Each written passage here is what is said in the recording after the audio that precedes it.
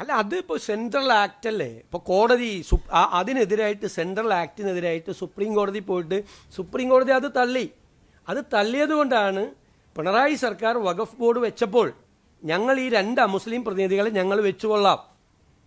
ചിലപ്പോൾ തെരഞ്ഞെടുപ്പിന് മുമ്പായതുകൊണ്ടായിരിക്കും വെക്കായിരുന്നത്.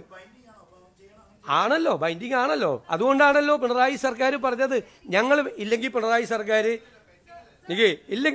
സർക്കാരിന് ഒരു സ്റ്റാൻഡ് എടുക്കാമല്ലോ, വെക്കില്ല.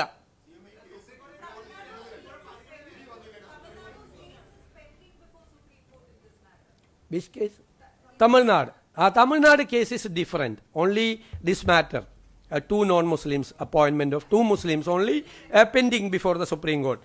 Here there are other demands also. In the other petitions, there are 4 petitions before the High Court that I have already stated to you that there is no proper representation for Shia, Bora, Agha Ghani and backward Muslims, and there is no some of the persons are not competent, and according to section 14(6), determination of each category is mandatory. There is a violation. 3 more other petitions also.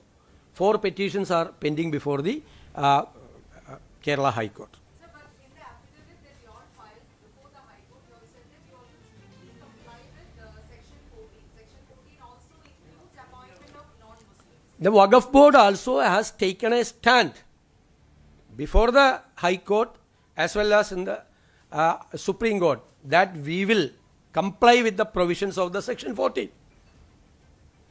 Already taken a stand, and we demanded the rejection of the petition also, the dismissal of the petition also. But the opposition leader said that the LDF government had maintained that we will wait till the final verdict. No. They have not mentioned anywhere in the order itself.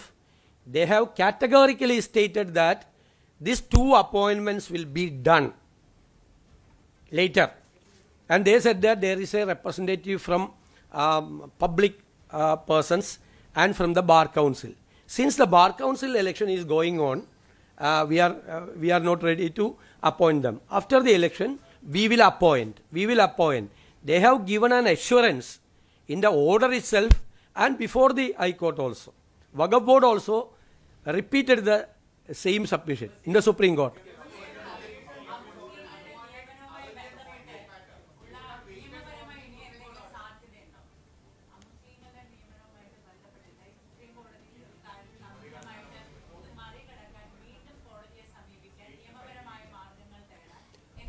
Already Supreme Court dismissed that petition.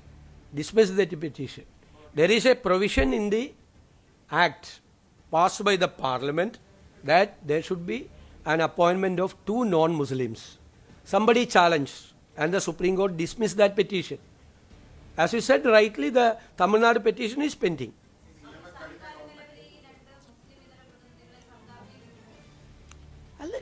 We have to go through the final judgment of the High Court and the Supreme Court.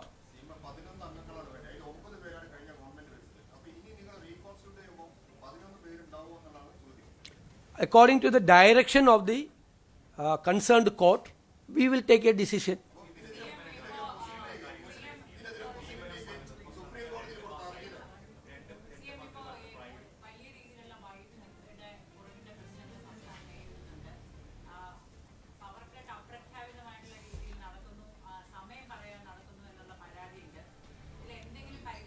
ഇതിൻ്റെ അകത്ത് വലിയ പ്രചരണങ്ങൾ നടക്കുകയാണ്.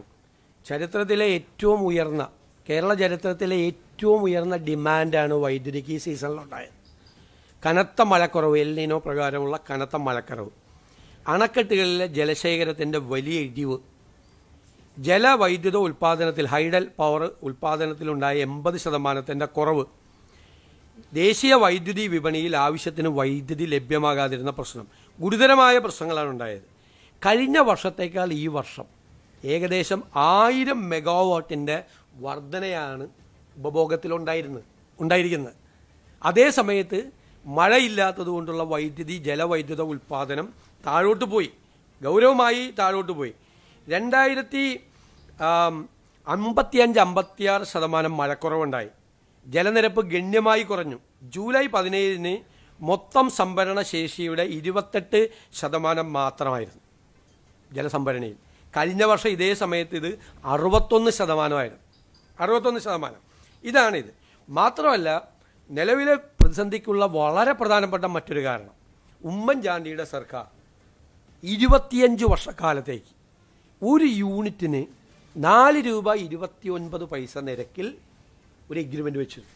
ആ agreement പ്രകാരം അന്നത്തെ ഉമ്മൻചാണ്ടി സർക്കാർ ഒരു വർഷം വാങ്ങിച്ചു, 7 വർഷം പിണറായി സർക്കാരും വാങ്ങിച്ചു. 7 വർഷം. 8ാമത്തെ വർഷം ആ വൈദ്യുതി കരാർ റദ്ദാക്കി. ആ വൈദ്യുതി 4 രൂപ 29 പൈസയ്ക്ക് ഒരു യൂണിറ്റിന് 25 വർഷത്തേക്കുള്ള എഗ്രിമെൻ്റ് റദ്ദാക്കി. എന്നിട്ട് എത്ര രൂപയ്ക്കാണ് മേടിച്ചെന്നറിയാം വൈദ്യുതി?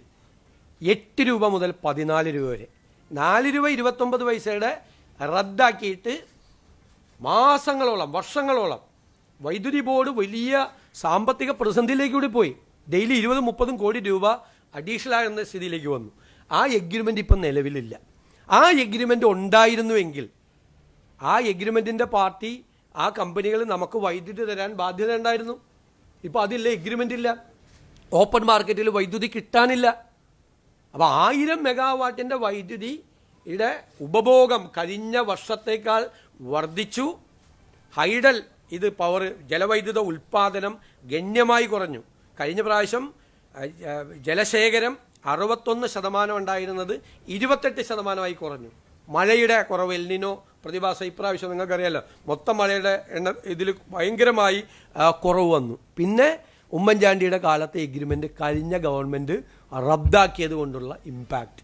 ഈ 4 പ്രധാനപ്പെട്ട കാരണങ്ങളാണ് ഈ വൈദ്യുതി പ്രതിസന്ധിക്ക് കാരണം.